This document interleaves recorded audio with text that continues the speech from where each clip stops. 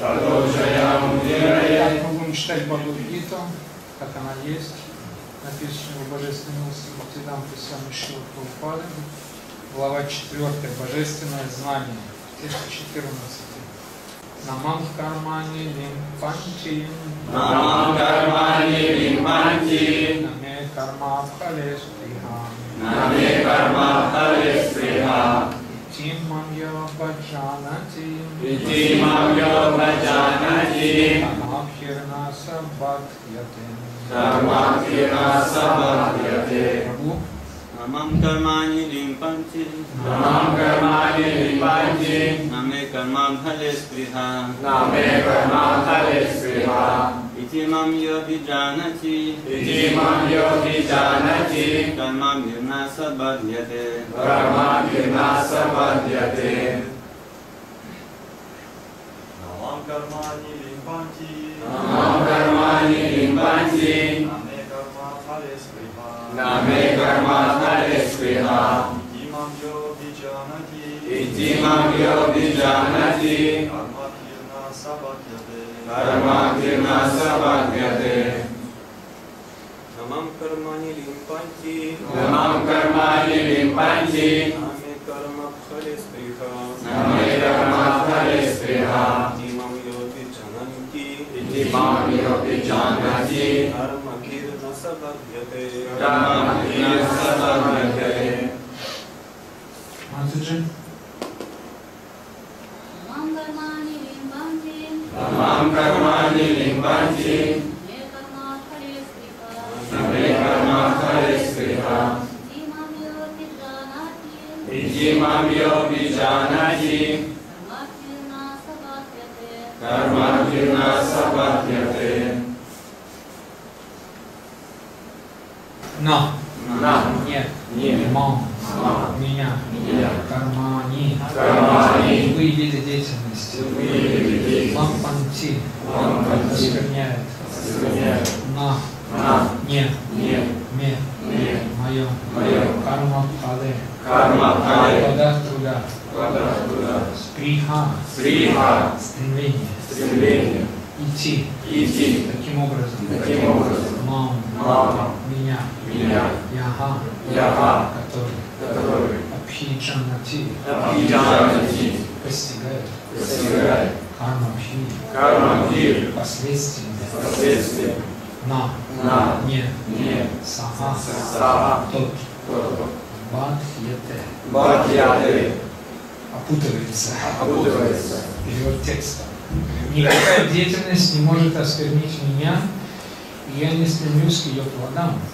Кто постиг эту истину, тот, как и я, никогда не будет связан последствиями своих действий. Они не поворачиваются. Так. В материальном мире существует закон, согласно которому царь всегда прав и не может быть судим по законам государства. Точно так же Господь, хотя является Творцом этого мира, сам не подвержен влиянию протекающей в нем деятельности. Сотворив материальный космос, Он отстраняется от него, в отличие от живых существ, которые запутываются в последствиях своей деятельности. Из-за присущего им стремления господствовать над материальной природой. Владелец предприятия не несет ответственности за хорошие и дурные поступки своих работников. Вся ответственность ложится на них самих. Неверховный Господь, а жажда чувственных наслаждений заставляет живые существа заниматься материальной деятельностью. Желая получить больше возможностей для наслаждения, живые существа трудятся в этом мире, мечтают после смерти вкусить счастье на райских планетах. Но самодостаточного Господа не привлекают так называемые райские удовольствия. Полубоги, живущие на райских планетах, всего лишь его покорные слуги. Хозяин никогда не стремится к низкопробным удовольствиям, о которых мечтают его слуги. Господь не причастен к материальной деятельности и не подвержен ее последствиям. Так, дожди не являются непосредственной причиной появления на земле растительности, хотя без них ничего не может вырасти. Смотрите, в шастрах сказано: «Намитта матрам эва сау». стриджанам сарга кармани пратхана карани бхута йото ваи стриджая шактаяха. Господь – высшая причина возникновения всего, что существует в материальных вселенных. Непосредственной же причиной является материальная природа, проявляющая эти вселенные. Есть разные виды сотворенных существ, полубоги, люди, животные, и все они пожинают плоды своих хороших или дурных поступков, совершенных в прошлом. Господь лишь предоставляет им все необходимое для деятельности и регулирует ее с помощью материальной природы. На самом он не несет никакой ответственности за действия живых существ в прошлом или настоящем. В Веданта Сутре 2.1.34 сказано: «Ваи шамья наир хринагне насапекшатват». Господь беспристрастен и не относится предвзято ни к одному из живых существ. Живые существа сами отвечают за свои поступки. Господь только обеспечивает их всем необходимым для деятельности через свою внешнюю энергию, материальную природу. Тот, кто во всех тонкостях знает механизм действия закона кармы, деятельности и ее последствий, не запутывается в последствиях своих действий. Иными словами, действие закона кармы не распространяется на человека, который постиг божественную природу Господа и обрел сознание Кришны. Те, кто, не понимая божественной природы Господа, думают, что он, подобно обыкновенным существам, действует ради того, чтобы наслаждаться плодами своего труда, не могут не запутаться в последствиях своих поступков. Однако человек, постигший высшую истину, освобождается из материального плена и обретает сознание Кришны. Конец комментария. Никакая деятельность не может осквернить меня, и я не стремлюсь к ее плодам. Кто постиг эту истину, тот, как я, никогда не будет связан последствиями своих действий.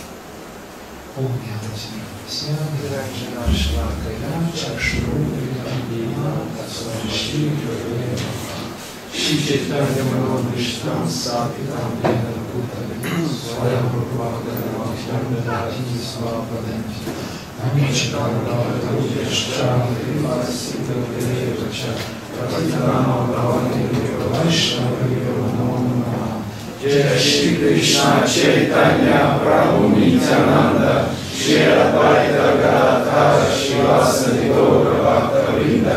Hare Krishna Krishna Krishna Hare Hare, Hare Rama Rama Rama Hare Hare.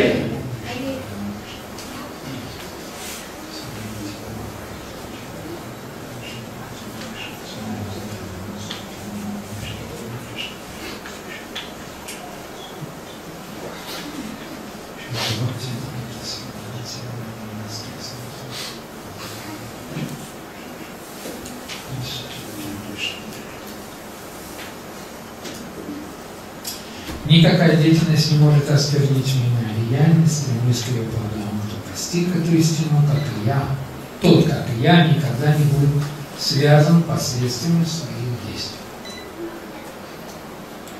Это говорит Кришна. Для тех, кто сегодня учится. Глава называется «Божественное знание». Разговор идет о том, что предстоит сложное сражение. Весь мир поделился на два лагеря, и Арджуне, другу Кришны, приходится сражаться на одной из сторон. Эту сторону поддерживает Кришна, но на противоположной стороне, на противоборствующей стороне будут сражаться родственники Арджуны. Даже его гуру военных искусств, дядя и так далее, племянники, и там столько всех родственников, что обычного нормального человека с нормальной нервной системой это вызывает стресс. Иногда в детстве мы с кем-то дружим, и нам родители говорят: мы не хотим, чтобы ты дружил с этим человеком, он на тебя плохо влияет. Ну что, не дружи с этой девочкой. Он тебя плохо влияет. Нам тяжело, нам больно. нам несправедливо. Особенно если касается наоборот. Нашим другу про нас что-нибудь плохое говорят, что с нами не дружили. Да? А теперь не то, что не дружили, а теперь еще и убить придется.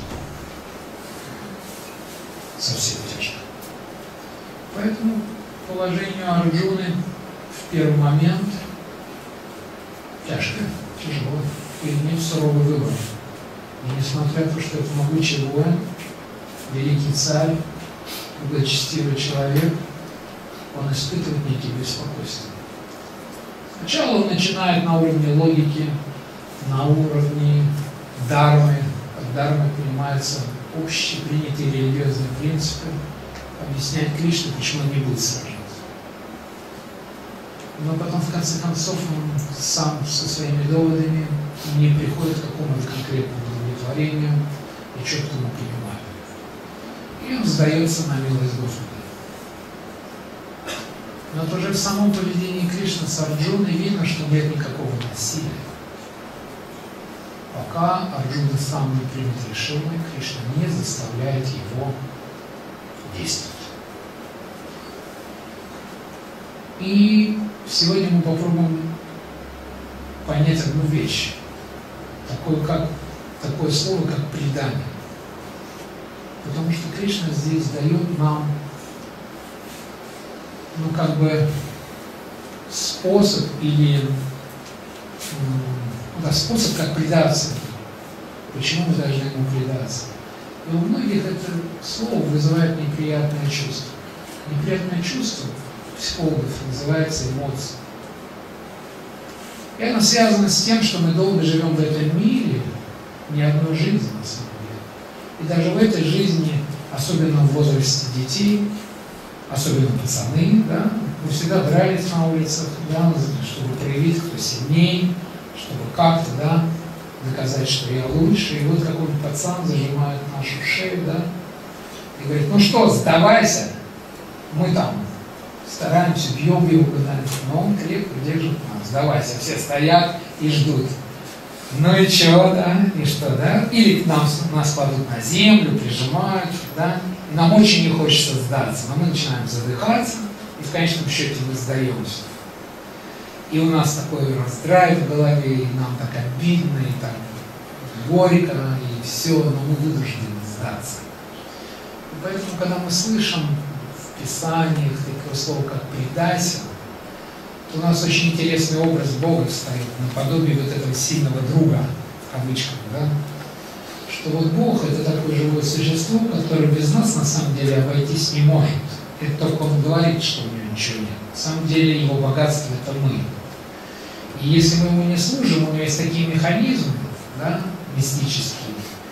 И он: ах так, ты не со мной, не сдаешься, на тебе, нажимая на определенные кнопочки, да, эту кнопочку глобально можно назвать материальной природы, мы начинаем страдать. И он так изощренно все сделал, что без него никуда.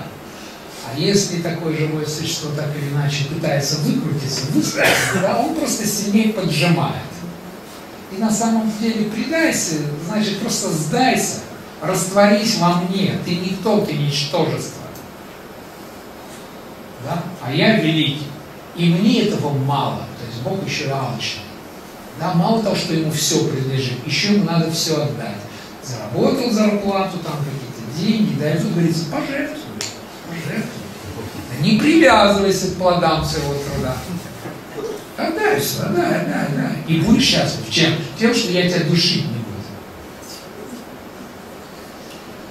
И вот когда так говоришь, то те, кто долго практикует, кто имеет какое-то отношение с Богом, у них наоборот такой взгляд: ты что говоришь? А те, кто первый раз или как бы неискушенный в этом вопросе, говорят: да, так есть, я вот это не испытываю, да, зачем это все надо? Еще и кланяться. Мало того, что все отдал, еще должен войти и поклониться, иначе Бог покарает. Да? Когда кто-нибудь в семье становится преданным Кришне, а семья, допустим, была христианская, да, и это случается в семье, потери денег там или машину, то все говорят: это тебе Бог мстит. То есть Иисуса Христа, который отдал всю жизнь, да, за людей, несмотря на то, что они его, да, не оценили, может сказать, да. И когда Понтий Пилат дал выбор между тем, что сегодня у нас праздник, одного человека можно освободить. Ну, одного человека можно освободить. Освободили вора. Народ захотел освободить вора, а не того, кто на самом деле желал блага всем остальным. И того, кто желал блага всем остальным, распяли. И все равно логики не хватает, люди говорят, вот теперь он вам мстит за то, что вы другую веру.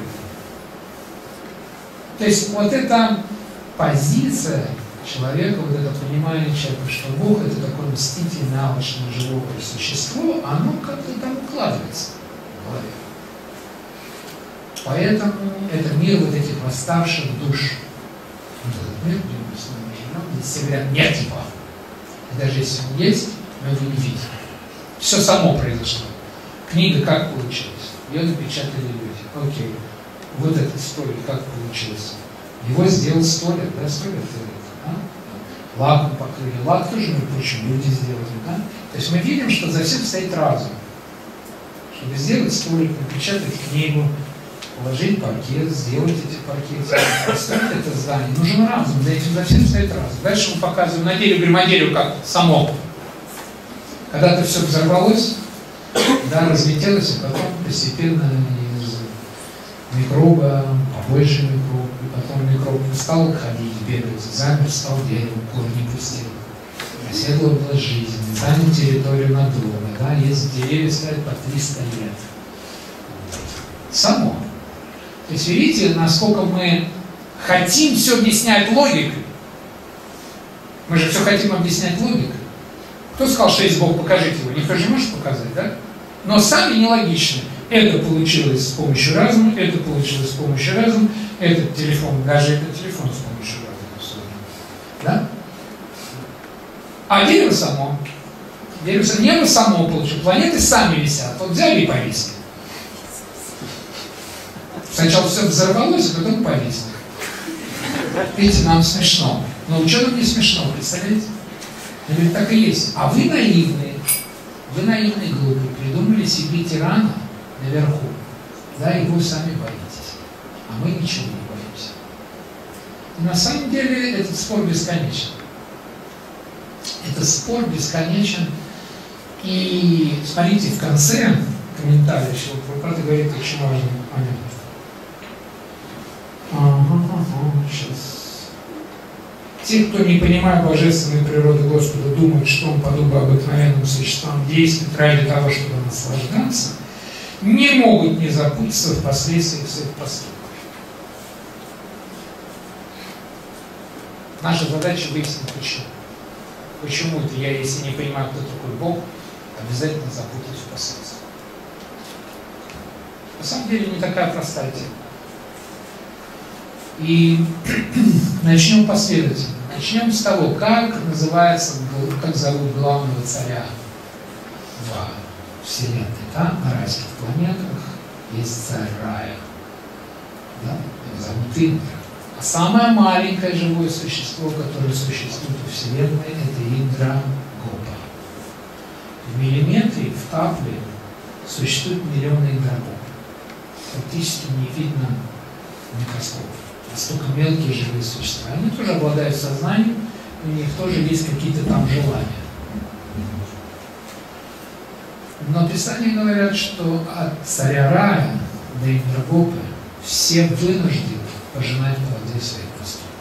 Хороших или плохих. Что делает живое существо в этом мире? Оно старается получить благоприятные последствия поступков. Да, заработал денег, хочу купить красивое платье. Хочу купить красивую машину. Но всегда есть обратная сторона. Этот мир двойственный. У всего хорошего есть настолько же и плохое. Почему? Потому что с абсолютной точки зрения нет ни хорошего, ни плохого. Но живое существо применяет разум для чего? Хочу положить положительные плоды, а отрицательные не выигрывать. Хочу заработать денег, но не хочу нанимать тех, кто будет их охранять, потому что им столько придется платить, что этих денег мне не хватит. Деньги для чего нужны? Чтобы я свободу имел. А какую свободу? Все время надо что-то делать. Поддерживать, защищать, охранять. охранять и так далее, развивать, увеличивать, смотреть, что они украли и так далее. Но эту сторону мы стараемся нивелировать, да? Стараемся, а как наслаждаться, если везде охранники так выходят? Теперь надо за охранником послать охранника. Почему? Потому что этот охранник может все про меня слишком близко узнать, кому-то рассказать. А тогда меня, может, украдут. Или про меня что-нибудь плохое напишут. Тогда мой бизнес станет. Или конкуренты узнают. Понимаете? И жизнь такого человека полна трудностей. И поэтому мало того, что нужно думать о деньгах, которые заработал, нужно еще думать о ситуации, чтобы их не потерять. Да? Если сейчас вырос курс валюты на 2 единицы, то тому, у кого 100 долларов в кармане, в принципе, 33 тысячи или 32. Ну, даже на 1000 меньше, да? А для человека, у кого 33 миллиона, для него падение курса на 1 единицу, серьезные вложения, хватило бы несколько храмов. Представляете? Да? Видите, как все серьезно? Плюс родственники. Родственники прям таких доброжелателей превращаются, да? Когда старенький папа, все живой и живой, да? Все живой и живой старенький папа, Господи. А у меня столько мечтаний, столько целей, да? Ну, папа, ну, нормально уже пожил, да? Очень серьезно, особенно в Америке. В Америке, в таких странах, где реально существуют богатые люди, существуют реальные проблемы богатых людей. Не ощущают, как через какое-то время не рады их жизни. Потому что ждут их денег. И основной довод у материалистов часто, что мы зарабатываем деньги. С какой целью? Ты же умрешь, с собой не возьмешь. Ну, для детей. И теперь к 80 годам дети начинают напоминать: папа, ты же для нас их зарабатывал. Папа, и для нас. Да? И папе горько обидно. Вроде как для детей, но что-то они хотят наслаждаться без меня этими деньгами. Потому что мне будет очень больно видеть, как они ими наслаждаются. Потому что они будут транжирить. Транжирить. Итак, кто-нибудь задумывался, я имею в виду особенно из Номики, кто здесь, зачем смерть нужна? Представляете, да? Вот Бог создал этот мир, и вот какой-то человек достигает какого-то совершенства, то ему надо умирать. Ну ничего более разумного, конечно, Господь не мог придумать. Правильно? Без него же не копил. Я же не молился. Да? Храм не жертвовал. Знаешь, что ж ты? Ну, придумал смерть, что все отнять. Итак. И довольно, на самом деле, это трудно опровергнуть, но давайте посмотрим, что происходит с нашей деятельностью. Из-за того, что она двойственна, мы все время запутываемся в желаниях. Хочу это. Хочу, чтобы в семье были умные дети. Ну, родились умные дети. Хорошо, умные дети родились. Здорово. А пусть меня слушаются. Говорят, что талантливые дети, особенно гениальные, они вообще без компромиссов, и особенно выносят мозги до 5 лет. Знаете, все дети, которые реально серьезные, они до 5 лет выносят мозги родителям. Даже Шрила Прабхупада просил, чтобы мы 2 ружья купили, потому что не было 2 руки. Да, и устроил отцу истерику. То есть это нормальное явление. То есть как раз полноценные дети, которые в будущем будут гениями, великими артистами, они будут точно цветами на могиле родителей. Да? Так, мы хотим красивых, умных детей, но чтобы они были ласковые, добрые, не гордились, слушались родителей, а родители посредственные. Если талантливый ребенок будет слушаться посредственных родителей, то что-то с талантом. Ну, тогда пусть не будут очень талантливые, да? Не будут очень талантливые. Ну вот она очень красивая. Это, смотри, она такая красивая. Я говорю, пожалуйста, ну, дочка, будь осторожна. Мужчины просто хотят эксплуатировать. Не надо так на всех смотреть, да? Ой, зачем же она такая красивая родилась? Уже мы не хотим, чтобы дочь была красивая. А будет уродиной, ой, Господи, уродиной, как же замуж. Мы запутаемся, у нас постоянно меняется желание. Из-за этой двойственности все. Хочу быть великим музыкантом, стал великим музыкантом. Каждый день по 10 часов играть. Все поехали гулять, наслаждаться. Мне нельзя пить, курить. Надо заниматься. 10 часов профессиональный музыкант должен заниматься на инструменте. Если он хочет выйти за рамки, ну просто перебиратель клавиш там, или перебиратель струн. А вот был бы такой талант, чтобы вот не заниматься, а играть здорово, да? Окей, появился такой талант. А теперь представьте человека, у которого все дается легко. Мечтал я, чтобы все было легко. Стал таким гением, которому все легко. Тот со мной никто не дружит. Почему? Потому что никого не понимаю. Человек как выиграет, у меня не получается. Я тебя не понимаю, как мощный его берешь, просто играешь. Я вот не слышу, я вот не сообразил, да? Ну ты глупый, я не понимаю. Ты с другой планеты. Такой человек никого понимать не будет. Такой человек думает, ну что-то мне не так, что-то никто со мной общаться не хочет. Представляете, гений, разве гений может научить кого-то играть на инструменте? Нет. Он не знает, как он сам играет. Он просто от природы играет и все. Ага, значит, он же не может преподавать. Сломал палец случайно на улице и не может уже играть. Пошел в педагоги. Я ему говорю, вы бездарный педагог. Нет, это бездарные дети. Я им говорю, просто садись и играй. Они не понимают. Им надо объяснять. Что там объяснять? И все. Извините, вы уволены. Человек думает, вот надо мне было гениальным. А он простой посредственность. Он по 10 часов знал, он всю технологию знает, как обучить. То, что он из никого стал кем-то. Он тренировался. Поэтому он знает, о чем функция. О, значит, был не может бездарным родиться. Когда сломал бы палец, не сломал с педагогом был бы. Педагогом был бы выдающимся, и в 70 лет не надо было бы на концертах ночью играть. Все вы меня поняли? О, Господи, как же быть? Когда живое существо запутывается в своих желаниях, Кришна говорит, хорошо, пора помирать. И что происходит в момент смерти? Представляете, вы стоите в очереди за бананами, мечтаете, или за газированной водой, в это время землетрясение. Будете ли за ней стоять? Нет, вы побежите туда, где выше. Да, если это наводнение. Почему? Да потому что жизнь важнее, чем газировка в данный момент. Правильно? И, допустим, мы охраняем сейф. Теперь говорят, землетрясение, дом рушится. Правильно? Что? Или жизнь, или будем ломать сейф. Шейф-то, может быть, и сломаем, он-то нам мы тоже шейф сломаем. Правильно? Значит, бросаем шейф, бросаем деньги, рады, что выжили. А чему радуемся? Как жить-то будет? Ничего же нет. Ну ладно, что-нибудь придумаем. Чего-нибудь придумаем. Что значит? Начнем сначала мечтать с нуля. И именно потому, что мы не можем разобраться в этом всем, мы запутываемся. Карма, в конечном счете, это наше желание. Что дает Бог? Бог дает нож, например. В природе есть колесо, есть нож, да? Уже создан велосипед, и давно выдуманы. И даже не выдуманы. Вот эти инструменты, деревья есть, лейки есть. И все это дано нам что в общее пользование.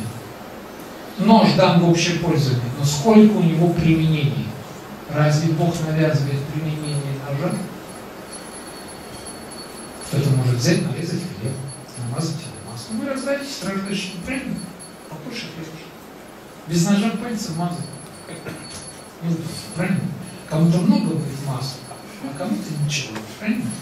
А ножом аккуратненьким слоем, равномерно, справедливо, все можно. А можно ножом подойти и сказать, отдай свой хлеб. Что дает Бог? Бог дает нам все. Он дает этот мир нам в пользование.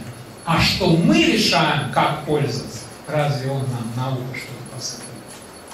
Что-то подсказывает. И что Он подсказывает? Ой, не надо. Ой-ой-ой-ой-ой. И теперь приведем такой пример, который нам станет понятен на нашем уровне. Через наши познающие чувства. Например, папа и сын. Папа дарит сыну машину. Такое бывает. Подарил папа случайным чувством машину. На утро, нет, к вечеру он видит, что сын пошел в бар с ребятами, выпили немножечко, и сын тихонечко ходится в комнату забрать ключи от машины. Папа выходит и говорит, я тебе подарил дорогую машину. Если ты пьяный сядешь за руль, то у тебя отнимут а. права, б. ты разобьешь машину. С какого перепугу я должен за свои деньги тебе ремонтировать? Возьми такси. На, моя машина. Твоя. Возьми такси.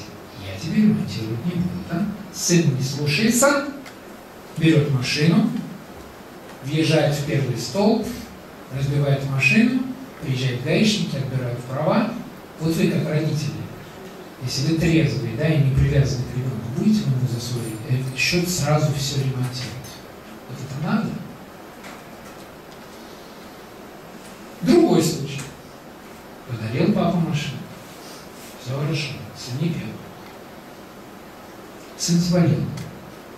Заболел, лежит с температурой в комнате. А у папы сердечный приступ. Папа говорит, съезди, купи лекарство. Сын говорит, да я болею, у меня температура. Ну съезди, купи лекарство. Если начинают аптеку, пока скорую помощь вызовут, может не доживу. Съезди, купи лекарство. Папа, я с температурой. Съезди, купи лекарство. Я тебя прошу, ради меня. Да? Поехал сын. Цепнул машину ночью, да, с температурой, задел машину. Но привез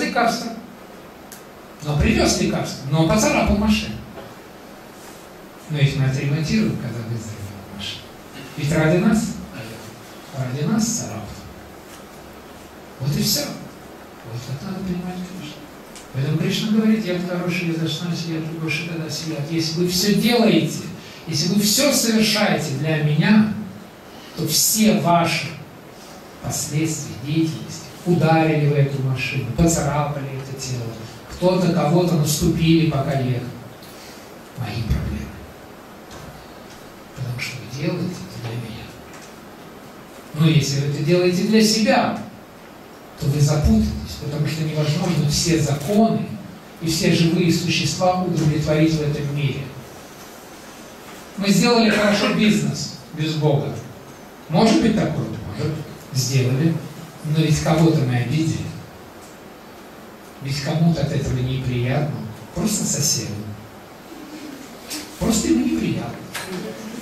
Просто ему неприятно, что рядом с его «Жигулями» стоит машина. Ну неприятно. У него не сварили, он уже заболел. И на смертном одре он говорит, Господи, я же заболел, потому что я есть не могу, потому что у соседа все есть. Да, и взял в момент смерти, подумал, как бы хорошо, чтобы у него, этого соседа моего богатого, ничего не было. А Господь не предвзят. В этой жизни вы богаты, а в следующем думает, но этот человек тоже, у него есть желание. У него тоже есть желание. Надо их выполнить. Теперь ты поболеешь, чтобы его желание выполнить. Да? Человек сел в концлагерь, его мучили. И в момент смерти он говорит, ничего мне не надо, лишь бы эти мучители замучили. Что говорит Бог? Окей, в следующей жизни вы фашисты, мы евреи, давайте мучите друг друга дальше. Я тут при чем? Я выполняю ваши желания. И в момент смерти что? Мы отсеиваем ненужные желания и концентрируемся на самых важных. И Кришна говорит, что вы думаете в момент смерти, того положения вы и достигаете. Таким образом, смерть нам нужна для того, чтобы немножечко в хитросплетениях кармы, как нам кажется, немножко определиться, куда мы идем дальше. Следовательно, если мы не понимаем положение Господа, что на самом деле Он трансцендентен ко всему, что Ему ничего не надо, Он самодостаточен, мы никогда ради Него не будем ничего делать. Просто не будем. Почему? Потому что мы сунем по всем другим. Мы сунем по этому другу, который зажал нам шею. И говорит, сдавайся, потому что сильный. И люди, они на самом деле так думают, «Битва титанов» есть фильм, более тупого фильма я не видел. Да? Из полубогов сделали таких, да, завистливых живых существ, которым, видите ли, надо, чтобы люди боялись, да? Чтобы люди им поклонялись. Они питаются и живут за счет этой энергии людей, за счет их страха, за счет их поклонения, да? И люди восстали, но восстать они не могут, потому что энергии у них нет. Но у режиссера зато есть мысли, потому что он пользуется, люди так и думают, и поэтому люди платят деньги, смотрят эти фильмы, а ему это не надо. Ха-ха-ха, денежки сюда. Вот и вся история на самом деле, да? Но любой человек, который понимает, что такое струнно, плюнет и не будет смотреть фильм. На что смотреть? Что нужно Богу? Богу все есть. Что нужно родителям? Разве нам самим, как родителям, нужно от ребенка какие-то деньги? Что нам нужно? Внимание, любовь. Маленький мальчик рисует цветочек и дарит маме. Листочек, на котором он рисует, кто купил? Мама. Ручку кто купил? Мама. Цветочек рисовать кто научил? мама. И нужен ей этот цветочек. Нужен что? Отношение, любовь.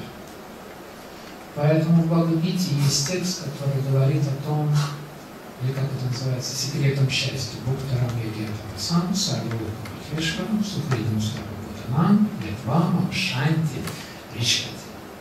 Перечисляются 3 качества Бога, что если человек поймет эти 3 качества, он становится самым счастливым живым существом. И поняв природу Бога, Господь говорит, что такой человек никогда больше не родится в этом бедном мире. Бхактарам ягьятам сам. Все яги, все жертвоприношения. Жертвоприношение что? Вот сейчас происходит жертвоприношение. Что вы жертвуете? Самое дорогое, что есть в вашей жизни.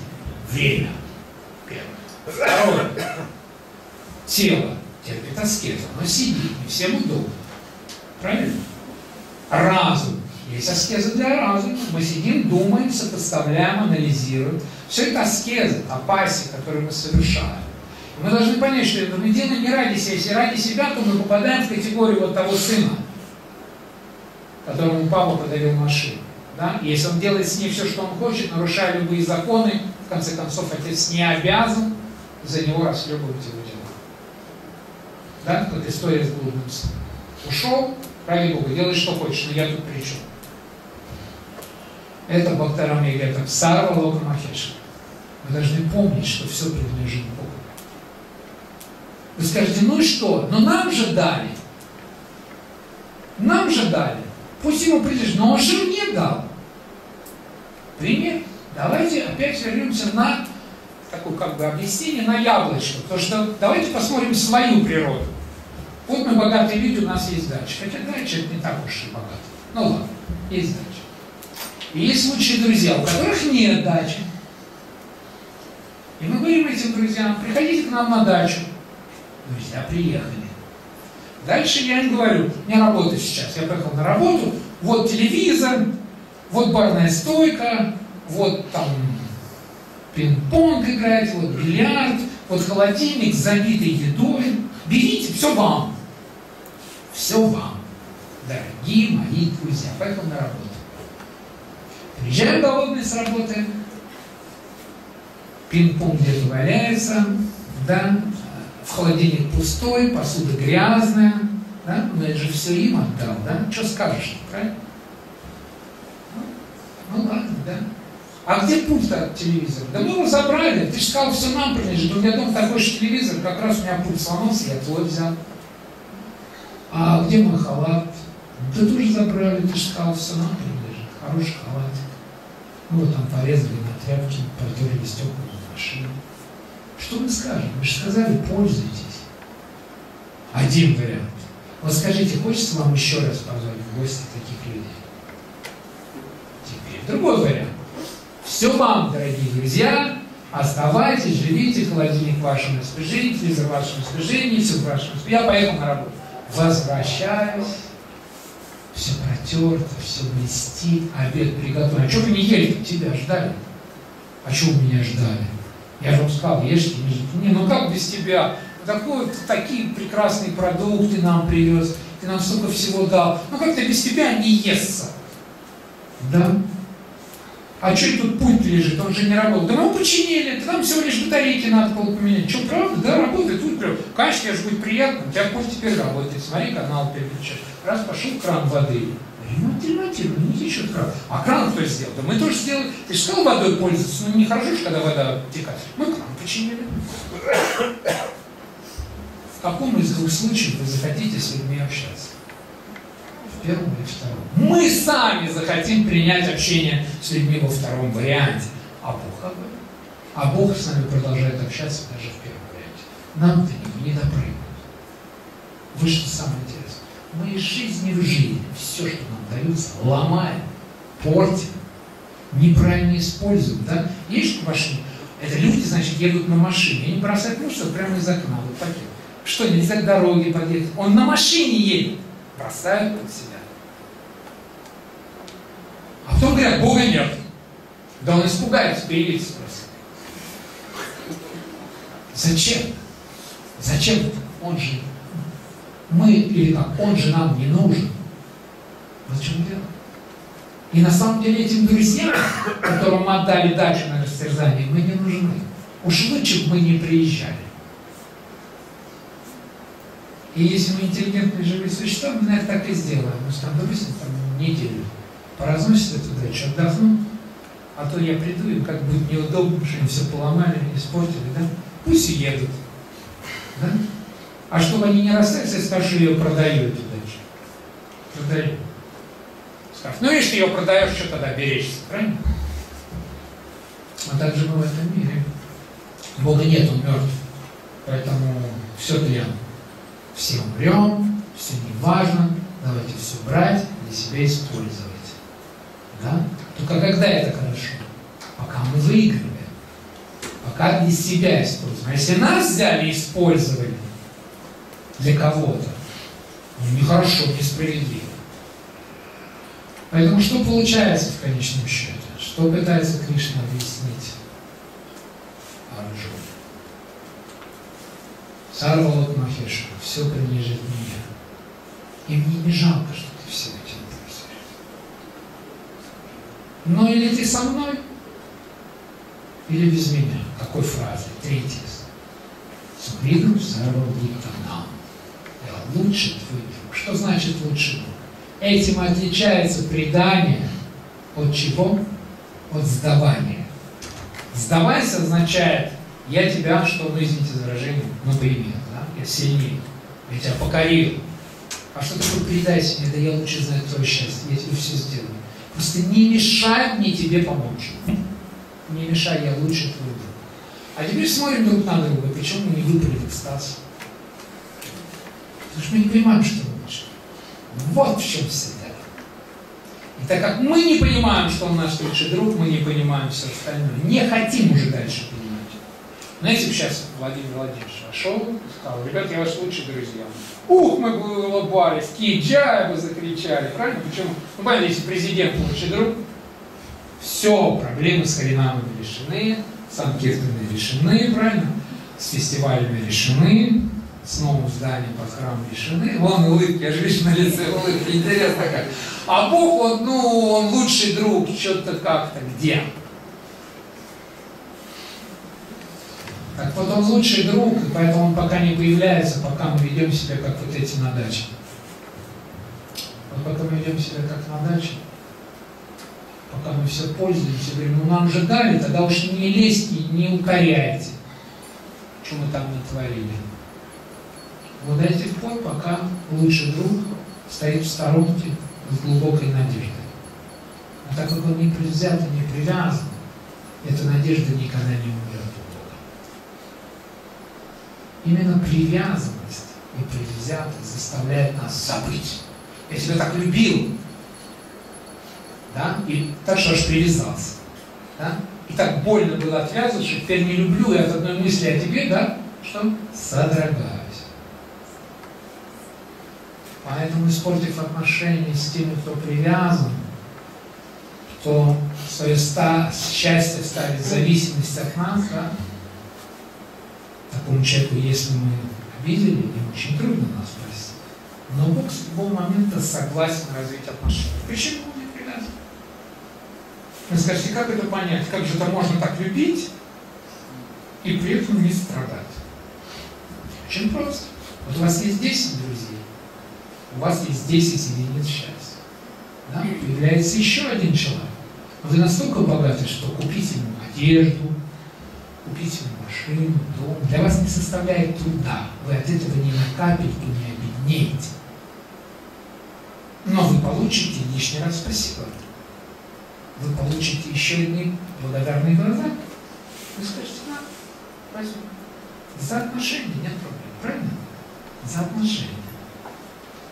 Поэтому, хотя Господь счастлив и независимо от нас, лишние единицы счастья никого не помешают. Просто добавится еще одна единица счастья. За счет чего? За счет того, что мы отдадим то, на что Бог никогда не посягает. Свободу. Господин и слуга, где там свобода? Есть. В какой момент там появляется свобода? Когда слуга решил, а я побольше сделал. Клево мне начал. Вот он клево. И он берет вместо 8 часов, работает 8 часов 20 минут.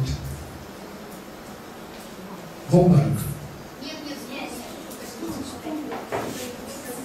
Да, работает на 20 минут больше. Просто ради кого? Из уважения к начальнику. А из уважения к слуге такой начальник берет и делает ему что? Премию. И вот у них уже по кусочку свободной воли направлены друг на друга. Да? Один свободный 20 минут отдал, другой отдал премию. Он не обязан, он не просил его работать лишние 20 минут. Правильно? Не просил. Он сам это сделал. А другой хозяин подумает, это он специально надеется, премию из меня выбить. Не дам. Куда он направляет свою свободу воли? В противоположное. Следите за ним. Следите, как он. Не давайте ему лишние 20 минут. Вот у нас два пути. Или мы постепенно свою свободу выбора отдаем в сторону любви, или в сторону контроля других живых существ. Все, других вариантов. И поэтому здесь говорится о том, что если мы понимаем природу Бога, что Он всю свою свободу выбора дает в нашу сторону. А дальше дело за нами. Если мы отвечаем на свободу выбора, то какие плоды труда? Какая поломанная машина, если сын ехал за лекарством к папе? Да фу, это ради со здоровьем папы, правильно? Папа всегда починит машину, даже думать об этом. Папа весь бизнес подарит сыну, если сын старается поддержать фирму, да? Ну, как, знаете, это бывает клановый или родовой такой бизнес, знаете, по клану. Это вся история. Рампарашина, Бхагават. Если есть вопросы, давайте. Уложились и не уложились. Немножко не уложились. 5 минут на вопрос. Ну, если вопросов нет, есть.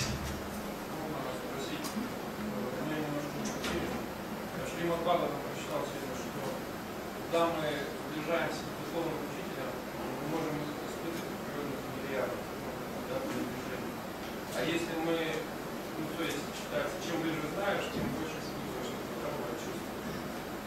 А если касается знания, когда мы изучаем больше что-то, да, познаем, мы можем тоже фамильярность испытывать, знать, или контроль. Хороший вопрос, серьезный ответ нам давайте. Знание относится к тапасе, к аскезе, получению знания. Существует процесс получения знания.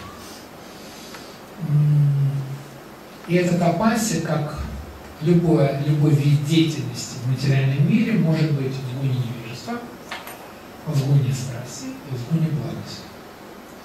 В гуне невежества по глупости, с вредом для себя или там даже для других вред.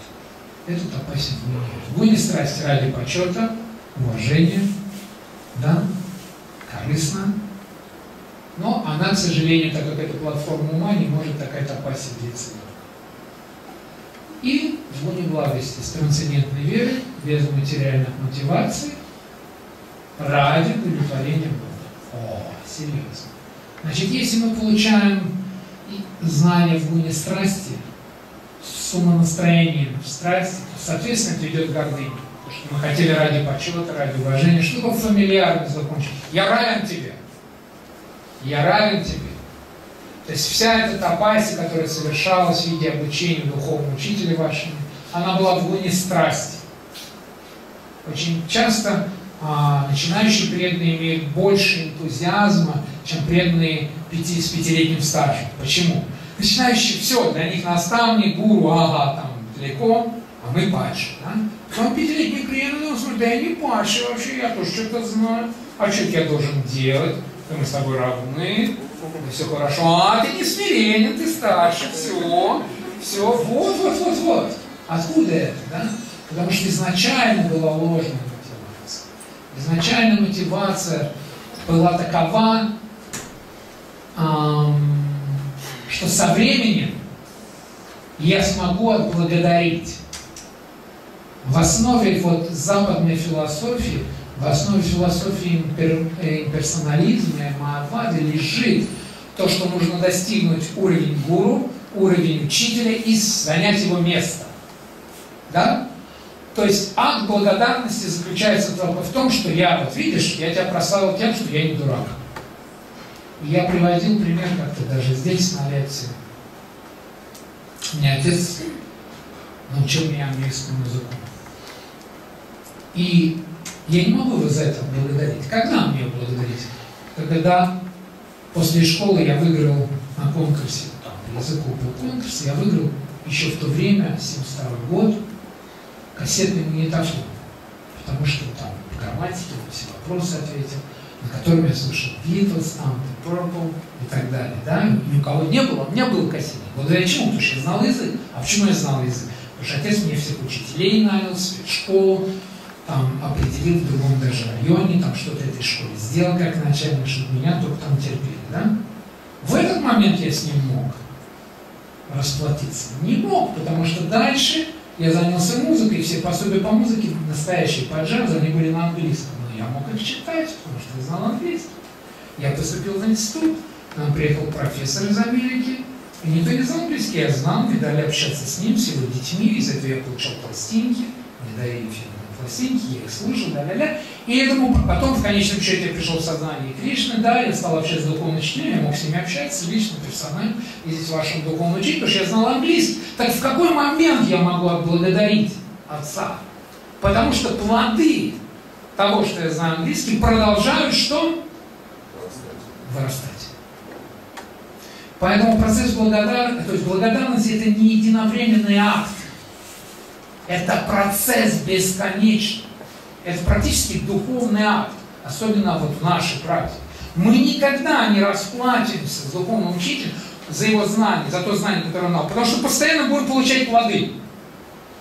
И значит, если мы говорим, нет, все, стоп, мы равны, это значит что? Мы отрубаем плоды. Мы говорим, с этого момента все, я хочу расплатиться. Все, давайте подведем баланс. Тогда Кришна говорит, подводим баланс, больше ничего не узнаешь. Поэтому мы должны быть очень осторожны с дурной страстью и с мотивацией. На самом деле мы никогда не расплатимся с духовным учителем, потому что благо, это секунды общения со святой личностью будут давать свои плоды в вечность. Даже в духовном мире благо будут приходить. То же самое общение с преданными. Кришна дает милость через преданных. Иногда преданный просто проходит мимо и что-то какое-то слово говорит. Если преданный чувствительно, он понимает, о, через него Кришна сказал. Через него Кришна сказал. Например, скажет, что-то мне перед лекцией мало ссылок было. А ты что, больше даешь? Вот это от неблагодарности. Он сказал, надо через него Кришна. Надо шастры учить, надо шлоки учить. О, милость пришла, милость. Видите? Если мы на страсти мы хотим почет, мы не хотим Кришну. Мы хотим почет, уважение, мы хотим остаться такими же, как есть, но внешне, чтобы было все красиво. Поэтому рекомендуется преданным каким быть? Простым. Простым. Ну знаю, ну не знаю. Да? Простого легко разбудить, спящего. Простой сравнивается в Писаниях со спящим человеком. Спящий человек спит, да? Подходишь, да? А теперь тот, кто притворился спать, да? Раз к нему в дверь стучаться. Богатый человек спит, да? Ему в дверь стучаться. Он думает, опять денег будет просить, да? Буду спать. Джин-джин-джин. Они сейчас услышат, что я храплю, да? И подумаешь, что я сплю. И храпим. Вот крепко спит. Попробуй разбудить. Там, кто притворяется.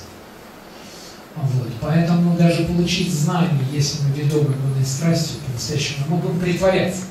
Я все понял, говорю, да. Почему? Потому что хотим выглядеть умными, как он, как мой гуру хочет быть умным, так же ходить. Подержи даму, просто встали. Вроде там палец, подержи даму, встали. Вот это красиво. О, Прабху, Харе Кришна.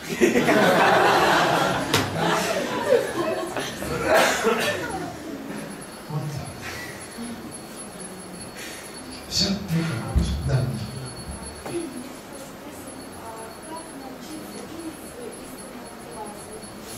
Как научиться? Видеть свою истинную мотивацию. То есть ты делаешь что-то для человека хорошее, а на самом деле потом, когда заглядываешь внутрь себя, понимаешь, что не для человека делаешь. Как научиться различать. Чтобы научиться различать, нужно общаться с тем, кто различает. В 4-й песне Шримад Бхагаватам говорится, это 29 или 28 глава, что ученик, который при жизни духовного учителя удовлетворил его, следовал всем наставлениям, после ухода духовного учителя способен слышать голос Параматмы, то есть способен различать. Для этого надо пройти очень серьезный курс обучения. На самом деле сердце подсказывает, потому что там Параматма. Но рядом с Параматмой стоит великий могучий ум. И Параматма, она скромная, потому что у нее трансцендентная природа. Параматма. Это Кришна. А у ума материальная природа. И движимый гуной страстью, он кричит так, что мы слышим это, понимаете, днем и ночью. И поэтому на начальном этапе любые наши действия мы соизмеряем. То есть, что значит соизмеряем? Духовный, мы приходим к духовному учителю и говорим, вот я вот так поступил, это правильно? Приходим к старшему, значит, я хочу вот это сделать, это как вообще? Это будет при этом служением или это просто мои амбиции? Эту практику нужно обязательно серьезно практиковать. Об этом решил Прабхупада в Мадхья-лиле, в 7 главе или в Ади-лиле, сейчас не помню точно. Там, где Господь Чайтанья получает святое имя. Это Шилапури, он получает святое имя, исходит с ума от святого имени. И он приходит к духовному учителю и говорит, то, что ты дал мне, это нормально, или вот это, что я сошел с ума, или это что-то не так вам. И в комментарии Шрила Прабхупада сразу говорит, Господь Чайтанья показывает нам пример идеального ученика, который при любом сомнении идет к духовному учителю и выясняет природу этого сомнения. То есть это правильно или это неправильно, это духовно или не духовно, это я для себя или для всех. Вот, поэтому должна быть система, позволяющая нам разбираться с этими мотивациями. Но для этого мы должны хотеть этого. Потому что нам гуру, и потом на шум что говорит, ну зачем писать, ну что беспокоит духовный учитель, да все понятно. Да все понятно. Мы недавно у нас там ваша гита была, когда преданные приезжают, живут, там фестивали проходят. И просто задаешь вопрос. Аскезы тела являются поклонением Брахману. Я не буду на него отвечать, я вам задаю, а кто сказал? И даю вам контраргумент, а зачем поклоняться Брахману? Брахманы это не вайшнавы. Они всего лишь проводят яги, находятся в гуне благости. Да, брахманы даже не заметили, что Кришна просил у них еды, и не смогли увидеть, что Кришна это верховная личность Бога. Зачем нам поклоняться Брахману? Вайшнав выше Брахмана. Зачем Кришна сбивает с толку, говоря, что аскезой тела является поклонение Брахману? Но когда я прочел этот текст по аскезе тела, да, там поклонение верховной личности Богу, поклонение Брахману, поклонение духовному учителю, уважение старших. Я говорю, есть вопросы? Все говорят, нет. Значит, Паша, что такое поклонение Брахману? Представляете, с какой скоростью нам ум наш делает нокдаун. Он даже не дает духовному разуму, даже, что? Даже не дает просто, раз, все, нет вопросов. Аскеза ума. Следующий текст там. Аскеза ума. Аскеза ума. Кто помнит, что такое умиротворенность? Поехали, что такое умиротворенность. Сейчас запутаемся за 5 минут. Поэтому, как это называется, чхала-дарма. Чхала-дарма – это когда мы трактуем Писание. Когда мы трактуем Писание? Когда наш ум командует парадом. Да, я думаю, что здесь Кришна имел в виду это. Почему? Потому что мы тут. Появляется чхала-дарма. Оттуда парадарма и так далее. Все 4 принципа безбожия. Поэтому мы должны быть очень осторожны. Мы имеем сопричастность к великому движению Шрилы Прабхупады, но у нас есть сопричастность к великому уму и высшему, а только святое имя Господа. Поэтому мы воспользуемся тем, что мы общаемся со святыми людьми, мы задаем смиренный вопрос. Об этом был, по-моему, предыдущий текст. Нет, это 4 вида деятельности. Но здесь где-то рядом будет текст о том, что надо принять духовный учитель и смиренно его вопрошать. Божественное знание не откроется без этого, бесполезно. Практически божественное знание – это аскеза для ума, для тела и всего тому подобного. И жертва для Господа. И лучшие из всех жертв – это повторение святого имени. Вот весь процесс, кратко. Поэтому это очень актуально, то, что вы спросили. Спасибо вам. Все. Остальное у нас осталось хотя бы 35 минут на киртан, да? Давайте повоспеваем святое имя, которое является юга-дармой. Вот ответ. Да. Так, да, и в знак, как это сказать, за выдержанную аскезу мы тем, кто первый раз в храме, хотим подарить книги. Это не взятка, это акт благодарности, за который вы не сможете с нами расплатиться никогда. Ари Кришна, да, передайте, пожалуйста, там 2 матушки.